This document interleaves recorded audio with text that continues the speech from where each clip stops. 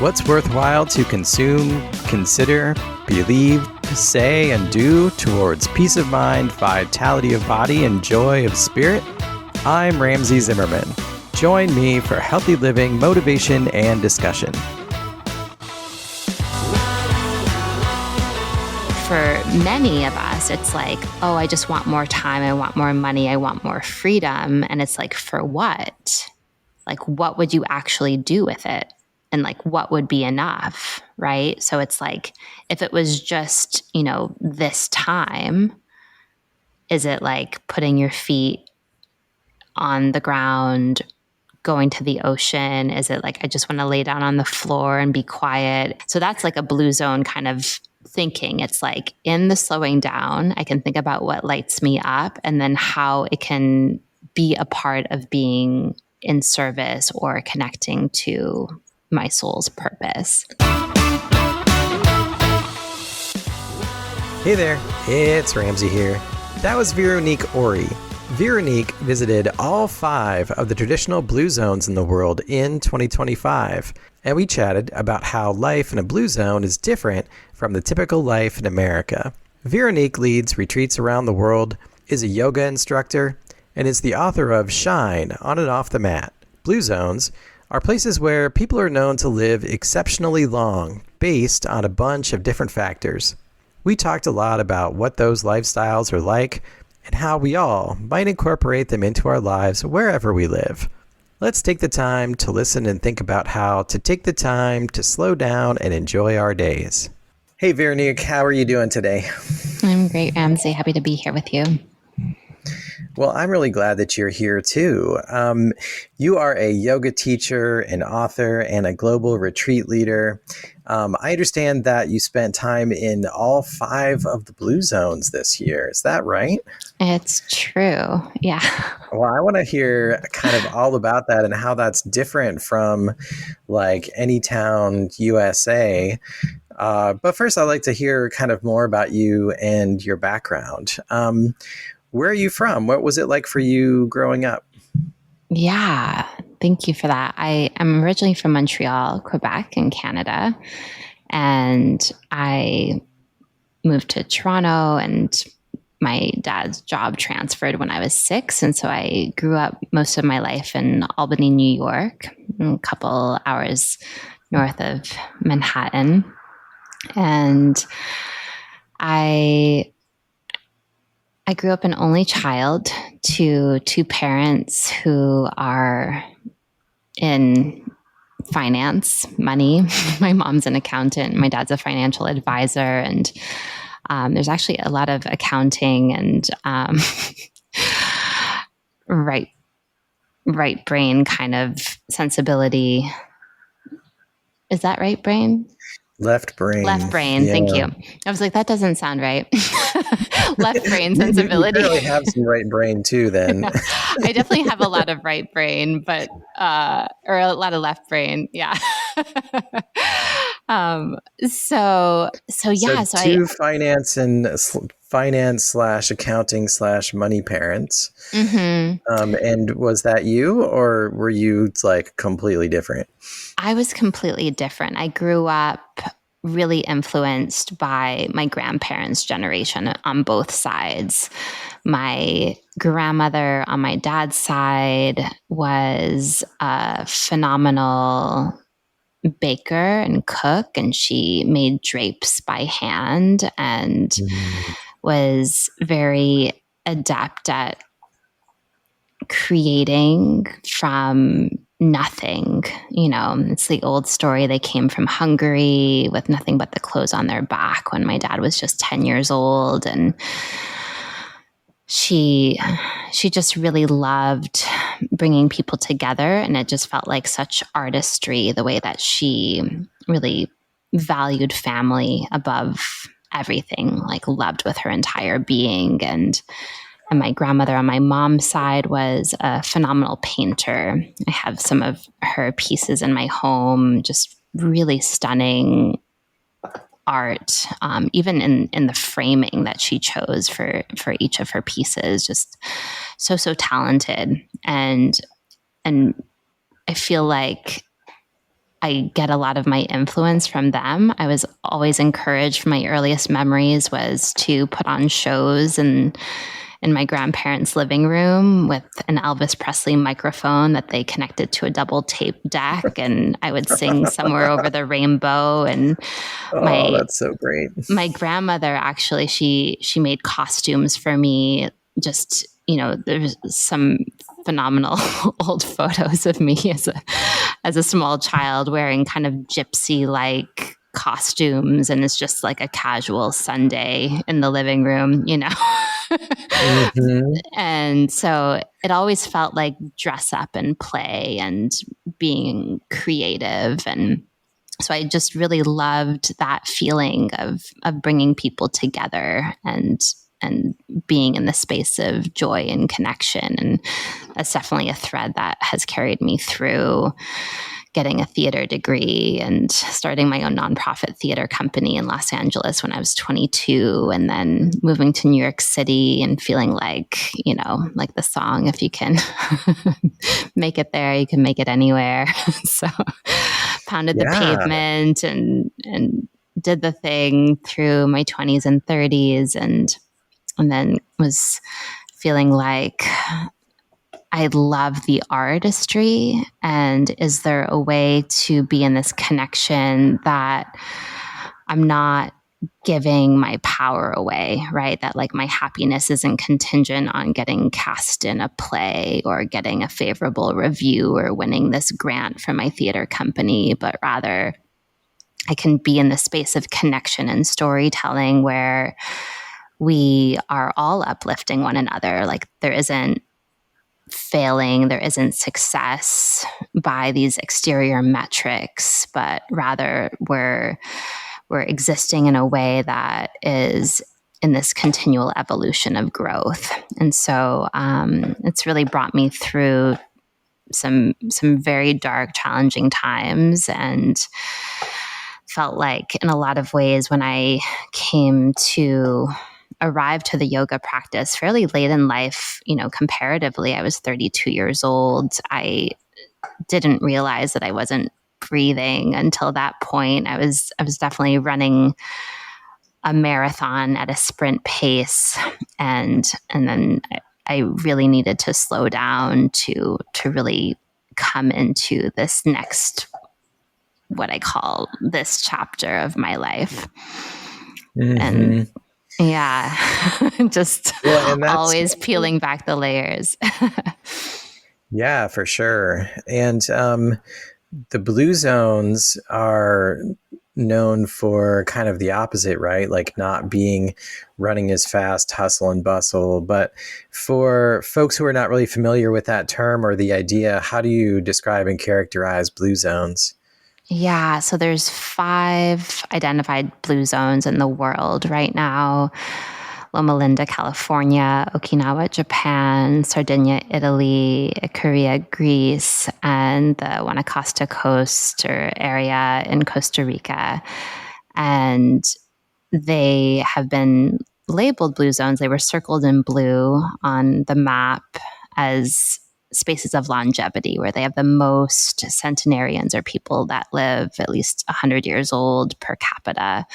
And they attribute this, and what's so remarkable about these different centers of the world is it's not one diet, it's not one thing, but a common thread certainly is the socialization, the connection intergenerationally with movement in nature, that there are aspects of movement that are interwoven into the daily rhythms, like there are stairs to traverse from, my home to my son's home, or, I garden every morning, or I bend down to eat, squatting or sitting on the floor, exercising, that I'm not just in this 90-degree angle in my legs like many of us do in the Western world,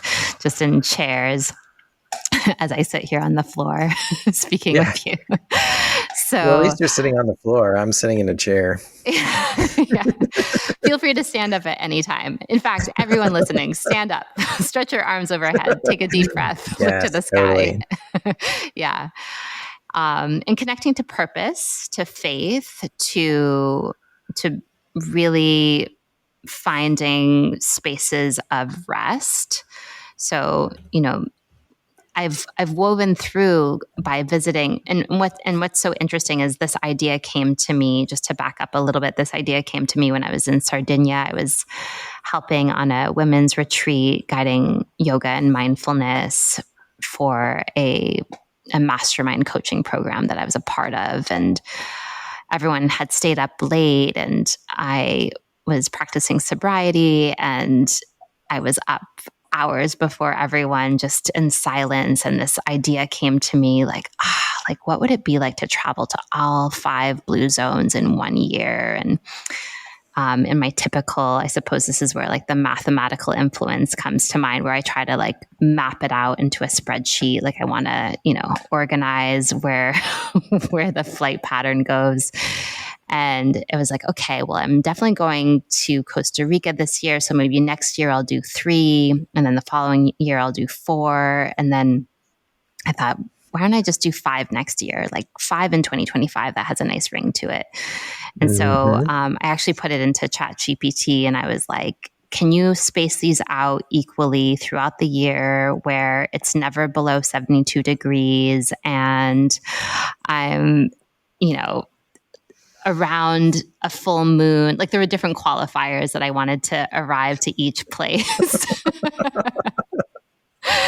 And it was really satisfying, in a moment like the magic of AI. It was like, here's your course for the year. And those were the dates that I set. And, as the year went on, there were probably 500 reasons to abort the plan. And like we had talked about before we hit record, it was like, okay, like this is a moment to move through that initial resistance, to actually be in that space of longevity. And I just knew in my heart of hearts that experiencing this over the course of the year, it would resonate in my bones and in my cells, and just have me connected to that space of longevity, that I could come home and share that with others in a really powerful way. Look, we all deal with stress. Stress is not the problem. The problem is that our body's innate stress response is built for physical challenges instead of the mostly mental, emotional, and virtual stresses that we face today. In my book, Stress Response, you'll learn to manage your response to stress in order to reduce anxiety, avoid burnout, and find calm and steady focus. The ebook is available on Amazon and only 99 cents for a limited time. After you download, please don't forget to leave an honest review and rating so that others will find it too. That is fantastic. So what are some of those things that you learned or that you saw, things that were different from sort of what our everyday lives are like, things that you brought home with yourself that you might like to share with us? Yeah, I love that. So I started in Loma Linda. I thought, okay, let's start in the States. Let's see, because, if you've traveled in the States at all, a lot of people are surprised, of all the places in the US, that this is the place that was deemed the blue zone of the US. And it's often attributed because of the Seventh-day Adventist Church. And so it's the vegetarian diet, it's taking the Saturday Sabbath. So that day is not only completely off, but if you are in Loma Linda on a Saturday, you likely are going to have a little trouble finding, a restaurant to go to. Like the whole town kind of shuts down, which I think is such a powerful reminder. Like, let's just have a day to not be operating business. And for, many of us, certainly if we're entrepreneurs or if we have that kind of conditioning of more, better, faster, it's really hard to take a whole day, even if we're maybe not in the office. And especially since COVID, right? It's like, oh, well, let me just do this email real quick. And then all of a sudden we get like pulled into 18 different tasks. And it's like, okay, I said that I wouldn't do this today. And here I am, sort of despite myself. So I think so familiar. Yeah. So I think it's so needed. And it's like when you can vibrate with that and how deeply therapeutic that is and how it directly promotes longevity. It's not like living longer for the sake of living longer, right? It's a life well lived, that you're aging with grace, with fortitude and strength and with grit and with tenacity, all of that. And so it's so deeply inspirational. And so it's like, okay, how am I nourishing myself? Not just with what I'm choosing to put in my body, but also the thoughts I'm choosing to have and the practices I'm choosing to have and the people I'm choosing to be in connection with, right? All of that can either be medicine or it could be toxic. And the more that we awaken to what it is that we each feel on a deep level as nurturing, then we just, by the very nature of being addictive beings, we want more of that. So it's so important to be in that constant curiosity. And, we had talked in our initial call of how it is that we are able to be in this conversation of continually waking up, right? That we're sort of stripping away this default mode of like, oh, this is Monday, this is what I usually do, or like, here I am, like kind of half asleep doing the morning rhythm. But in that slowing down, and this is why travel is so deeply therapeutic and helpful, is that we're choosing to be in the discomfort. We're choosing to disrupt the rhythm in order to see that actually the discomfort is where the growth resides. And so it's so important. I'm so happy to talk about this topic because I often get a lot of messages of like, oh, it must be nice to be able to travel. It's like, oh, it's actually available to all of us, if it's a priority of yours, and if you're listening and feeling like you can't, just give me a call. I'm happy to talk you off the edge. Well, it feels like a big deal to pick up and travel. We're sort of committed to all of the things that we're doing, and we're trying to stay on top of everything. And that we're typically we're doing the things that we think are important, or at least the things that we thought were important enough to sort of commit ourselves to. And we're trying to achieve all of those things, and they are in our work lives and family lives. But it often becomes a chase, a hustle, a bustle. We're striving to get all of these things done, and it's easy to kind of lose perspective or lose track of why we're doing those things in the first place and what might be really important to ourselves and our health and the people that we care about. Did you feel like when you were visiting these blue zones that the vibe there was different from the vibe that I was just sort of describing and that we sort of have all the time around us? Oh, absolutely. I'll say in all of my travels, particularly in cities, right, there's a certain hustle. And because of our nature of being mostly water, I often say, like, we're so spongy. Like, you could arrive to New York City and not be in a rush, but somehow you're like thrown off of this subway and like you're like, oh, I gotta like, go up the escalator as quickly as possible. And then all of a sudden you're like, kind of like with the sheep, like moving at a pace. And it's like, oh, wait a second, I actually wasn't in a rush, I forgot. So Right. Well, if what you're I not love in a about, rush, you get knocked over. yeah, it's like, get out the way. Yeah. So Mhm. what's so powerful about being in a blue zone, and I think, people can feel this in different small towns in different ways, is people will just linger over a meal for a few hours. They'll go for a walk. People just kind of will be, on their front steps, and then people will gather and join in the conversation. And it's more, okay, how are we connecting? Right? That it's not like, let me shove this food down my throat to get to the next meeting on time. It's like, no, like the nourishment is the thing. We're not rushing to do anything to get to the next thing. And I think about that in terms of how important it is to be in that resonant practice on the daily, that it's not like, oh, I do this in this week that I'm away from my daily rhythm, but it's like I soak that up and then I incorporate it into my daily rhythm. So like the morning prayer is sacred, or the meditation, or however you're in silence in the morning.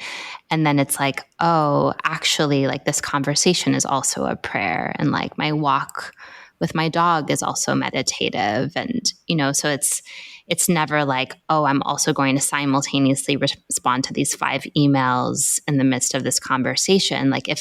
And this is what I think is so beautiful about the podcast format, is like, you could try to multitask and listen to this conversation, but you'll probably miss something. So it requires a presence, which I just adore so much. So it's like, maybe it's a nature walk while listening, but probably not trying to do anything that's requiring, the mind to figure something out, like a message or something like that. And so that's probably one of the most beautiful parts about the blue zones universally, is the slow pace. Like I think like, to be a sloth, just to climb up the tree, just you're like seeing this happen in real time, but you think that you're watching a video in slow motion, and you're like, oh no, this is actually happening in real time in front of me. How spectacular. I was tracking with you right up until you started describing, sloths, because that feels a little too slow for Too slow me, for you. a Fine. little too slow. But what I was connecting with was the idea that, there's all these things that in busy life are sort of happening at once, or there's sort of transition things, or we're going to eat real quick and then we're going to go and run off and do the important thing. But what I'm hearing you say is that no, the eating is the important thing, Yeah. and there's other examples of important things that need to Mm-hmm. happen, and they need to get their own space, to be able to breathe, metaphorically or literally. Mm-hmm. And I think a lot of us who are stressed out and moving from one place to the next, all of those sort of physiological things or body things or eating or sleeping or resting, they're just a bunch of big inconveniences that we sort of try to get done just so we can get to the important work. Well, Yeah. or is the work that you're supposed to be doing the things that you get done so that you can enjoy your actual life, which might be the eating and the breathing and the resting and the spending time with people that you care about? Oh, absolutely. Yeah, it's so wild. I woke up, so I go through different phases. So maybe people listening will Yeah. resonate with this. So I love a color-coded calendar. I love to fill up every minute with something, whether, it's practicing the guitar, or, administrative tasks, or, specific appointments that I have. I like to sort of schedule everything out to make sure that it has a spot.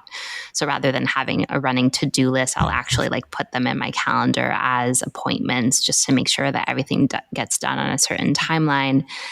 And there'll be like a stretch of time where that feels really grounding. And then there'll be like a moment where it's like a wall shows up, and all of those things just feel like noise. And it's like, I have to just clear house. And so I did that yesterday.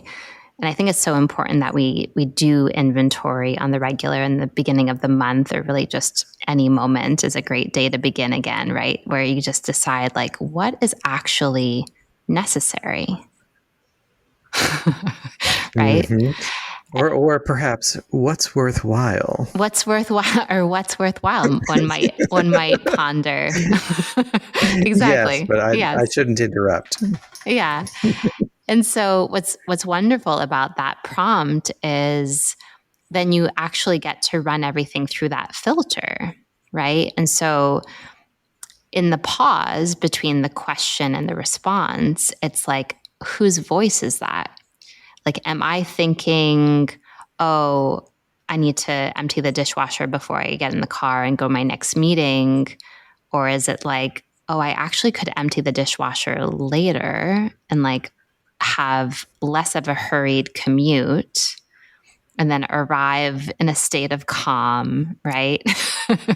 But I think for most of us, we're in this engine of like, let me just sneak in one more thing. And then we're like kind of in this continuous stress state. And it's like, for what actually? Right. So I think it's so important to look at the inventory of where the attentions are and run it through, whose voice is that? Is that my parents' voice? Is it like a past mentor? Is it a former version of self? Right. So it's like, if actually I could clear the calendar for you, like, what would you fill your days up with first? And this is actually like a really great equalizer, because for many of us, it's like, oh, I just want more time. I want more money. I want more freedom. And it's like, for what? Like, what would you actually do with it? And like, what would be enough? Right. So it's like, if it was just, this time, is it like putting your feet on the ground, going to the ocean? Is it like, I just want to lay down on the floor and be quiet? Is it, I want to finally learn Italian, or, whatever the thing is that feels like, like I would really enjoy doing this, and it's challenging, and I would like to share it with the world in this way. Right. So that's like a blue zone kind of thinking. It's like, in the slowing down, I can think about what lights me up, and then how it can be a part of being in service or connecting to my soul's purpose. Well, and I think a fallacy of life is that you have to work really hard for a really long time in order to create the spare time or the resources to do those things. But the fallacy is, well, why don't you just do some of those things now? That's Like, exactly why don't we it. just go ahead and try and do some of those now? Like, does it have to be, if we could carve out some time, maybe we can do some grounding and get outside and walk around in the grass and the dirt or the beach. Mm-hmm. And why does it have Absolutely. to be so exotic? That's exactly it. Yeah. You could, in bed, close your eyes, be in the visualization of it for 20 minutes with your breath. That's a really powerful grounding way to begin the day. If you feel like you don't have 20 minutes, give me a call. Happy to look at your calendar with you. That's right. There's always, that's within the margin of error of the amount of time that we waste scrolling through social media, if nothing else. Mm-hmm.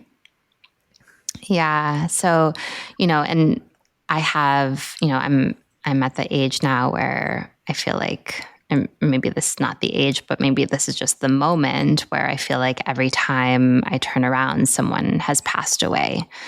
Like a friend's parent or sister or dog, cat. Like, there's just been so much loss. And it just really is such a powerful reminder of like, we really don't have so much time, honestly. And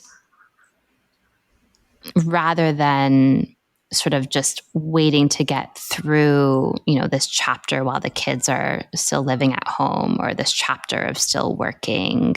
I have one of my mom's oldest friend, her husband worked himself to the bone, finally retired, and was like pining away to go on bike trips and travel and do all these things. And he passed away a week after he retired. And you hear this oftentimes. And I think this directly connects back to the Blue Zone. It's like, we think that it's the thing that we're doing most that's in the way, but actually, whatever it is that we're doing, that's all that we're doing.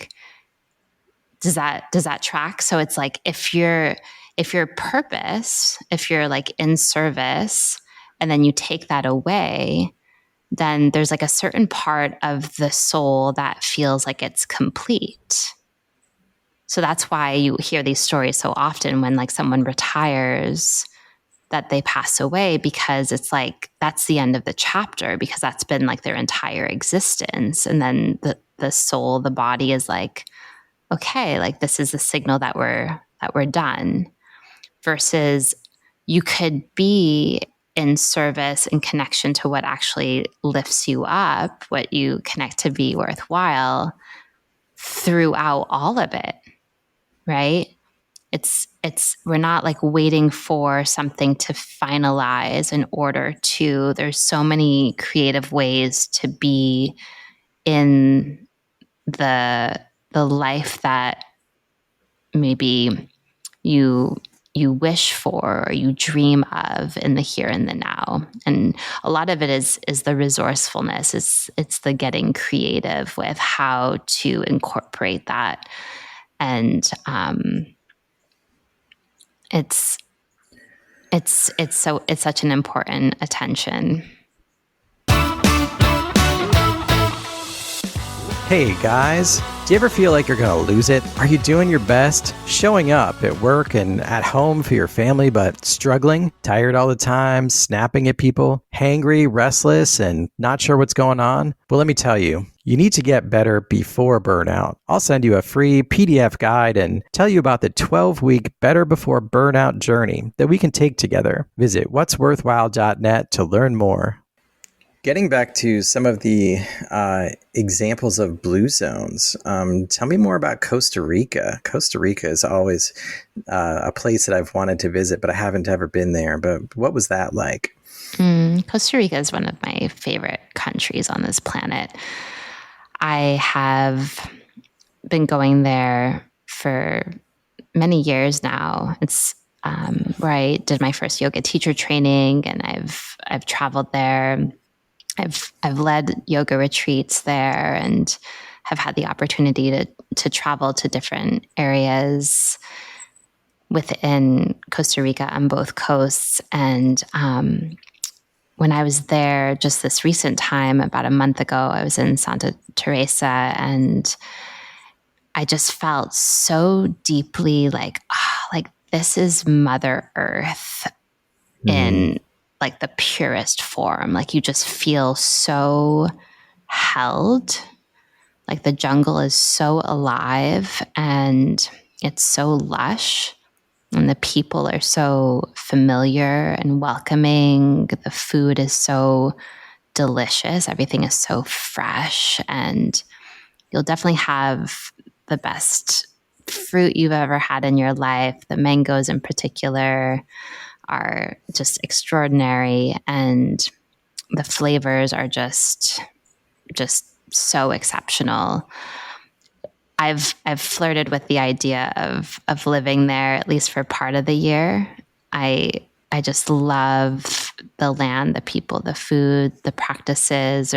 There's also such a collective attention to mindfulness there that feels so deeply resonant, right? And I think that this is how we can really connect into what uplifts us, and then like what uplifts one another, is when we really find the place the people and the practices, like I had mentioned before, that it's like this perfect convergence where it's like, oh, this feels like it makes sense, you know? And we've all been to places where it's like, oh, this isn't the vibe. You know, we've been around people who are like, this isn't really, you know, the kind of conversation maybe that feels most uplifting. But when we do connect to that, and I do believe that Costa Rica, at least for me, and of course for many others, where it does feel like that in so many ways, it just feels like, oh, like how do I either be here more or incorporate what I feel here back at home? And so Have you have you figured that out at all? Like, have you come up with some ways to bring Costa Rica back? And you're in New York, right? Right now I'm in Florida. I do spend a lot of time in New Florida. York. Yeah. I was in New York for many years, most of my life, in the state of New York. And then I was in the city for 9 years before I moved down here. And I love this little town that I'm in because, of course, the weather is temperate and it's tranquil. The quality of life is really wonderful. However, one of the universal truths that I found for myself, which I would almost blanket statement say is something that we all could benefit from, is that the over comfort is hazardous to our health, right? And so this is why there's like the movement of incorporating stress on purpose so that we can breathe through challenges. So this is why like intermittent fasting is on the rise, like the sauna therapy, the ice therapy, that we want to create rhythms where we're having to regulate against some kind of friction, the way that our ancestors did, right? So it's like we weren't meant to eat around the clock. We definitely weren't meant to be like at eating around the clock. That was the alarm going off to tell us, oh, need to eat again. No. Is that your alarm to eat? No, that's my random alarm. Anyways. That's okay. Yeah. Bad alarm, bad alarm. I know. Turn your notifications off. Let this be a reminder. Yeah. So what I will say about like bringing an element of Costa Rica back home is I find this to be true every single time, right? That being in temperature that's like a little bit warmer than what we would say is like comfortable. Like if you do happen to live in a home where you can set the thermostat to a certain temperature that you prefer, right? It's like if you're out in nature, and certainly if you're in the jungle and you're in heat, or maybe all of a sudden it starts pouring and then you're wet and you're needing to, you know, create heat in your body to protect yourself. These kinds of things are actually really helpful for longevity, right? That we're not like overly comfort. Like I think what has happened certainly like through this last generation is like this over like Purell kind of environment of like, oh, we have to over sanitize and we have to, you know, and then what has happened, right? We've had this huge rise in allergies. Like a peanut allergy was never a thing when you and I were kids. And now all of a sudden, like there's this generation where like, you know, we can't even have peanuts on a plane anymore. Like just opening the bag, someone could go into anaphylactic shock and be hospitalized and possibly die. And so what's so important about creating these circumstances where we are in that conversation with ourselves of how to move through discomfort, like actually that's a part of life. The way that it's actually hazardous is when we are resistant to change or we're resistant to the discomfort. That's where the suffering actually resides, not in the change, because that's just the very nature of life. It's all impermanent. But however, as we're in circumstances, and I think like being in the jungle is such a great example of this, is like you realize like, okay, I happen to grab, like whatever items of clothing and I put them in this suitcase. I don't have, every belonging. So invariably, right, in these circumstances, you're like, I didn't bring this specific thing that would be perfect in this instance. And then you realize, oh, I actually don't need anything, right? I can just be entranced with how this monkey is an acrobat from one branch to the next. And I've found in these instances, which is for me a universal truth, and I would also say I've seen this in people that have come on retreats with me, is like, wow, time slows down when we're not in the busyness. Mm-hmm. When we're allowing the eyes to cast as far as they can see, when we're really just back into that awe and wonderment, like that childlike curiosity of like, oh my gosh, like this world is so beautiful. And we have to stop and regard it, or we're just missing the whole thing by these things that we're prioritizing, and like for what, right? And so I think it's so important to recognize that. And in those instances, I will just say that I require less food and I require less sleep because I'm getting the nourishment otherwise. And so I think there's something to be said for that as well. Well, you made so many really fascinating points. Like in juxtaposing sort of what life is like in the Blue Zone versus, anywhere USA, we try to do all these things.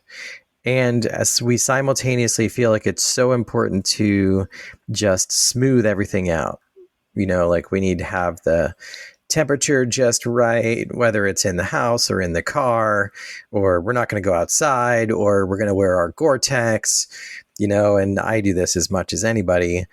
But what I'm hearing you say is like out in the jungle, it just rains. Yeah. You get rained on, you get wet, you might dry off, you might not. You're going to shiver some, your body, but like those are the stresses that our body was actually made for. That's right. Like those are the kinds of things that our body's like, yeah, I know how to deal with this. And then we deal with it and we get stronger each time that we experience a stressor that is a natural one and go through it.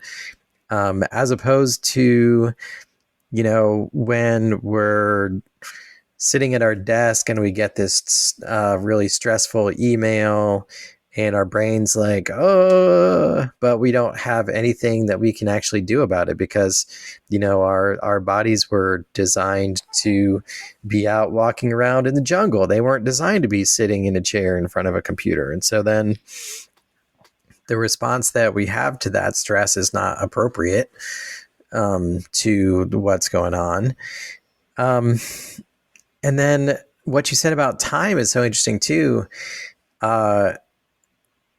The sort of perception or passage of time. It's so ironic that when we're doing so many things, time goes by so quickly versus if you're just, watching a monkey swing through the trees, then time really slows down. And who knew that you ever had time?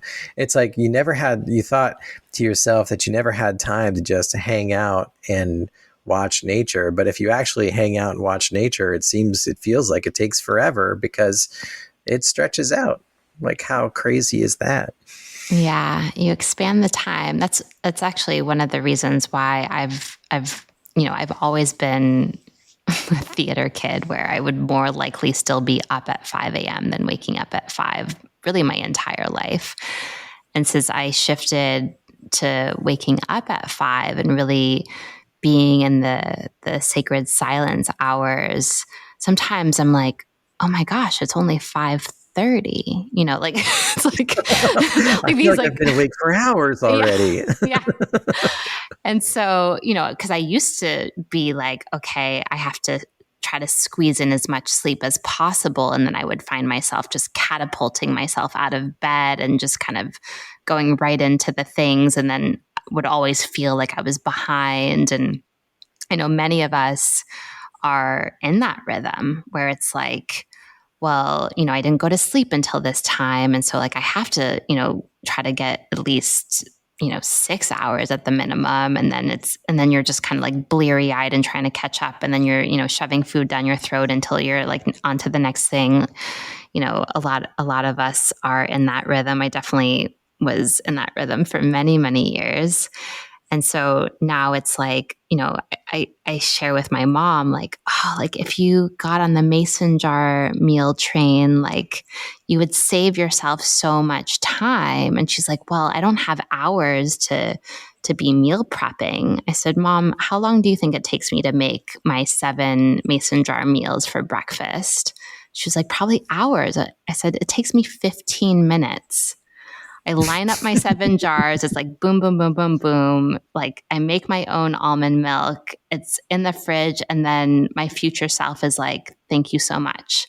Right. Because I have 15 minutes between clients. And so it's all timed out, but I'm not wasting time. Like, what am I going to have? Because that used to be the thing. Like, let me just open up the fridge. And then I would just kind of stick a carrot and peanut butter and like, let me just snack on this until I figure it out. And then, not actually eating a real meal. 15 minutes are done. Yeah. So, but it's, I think what's so great about being in the travel mode or, if you have I think, we should all be on retreat as often as able. Every time that I've gone on a yoga retreat or I've hosted a yoga retreat, there's something so equalizing about here's the yoga practices, here are the nourishing meals. You don't have to tend to home. You don't have to cook. You don't have to clean. You don't have to tend to any messages. Like all of these sort of like have tos are taken away. And like what's left is the nourishing things. And do you have any retreats coming up that if folks would like to find out more about them that they can find out about? Oh, absolutely. So I have a 5-day workshop at the Omega Institute in Rhinebeck, New York, which I'm really excited to be invited to guide from there. And I am leading a retreat with my partner, Erin, in Italy next October 24th to the 31st of 2026. And there'll be an energetic practice in the morning and a more therapeutic, chill practice in the evening. And then we love to organize excursions and different outings and really experience the land and the culture during the afternoons. And there'll be space to relax as well. The retreat center is on this beautiful property on the east coast of Italy, and there's magnificent food and just gorgeous community.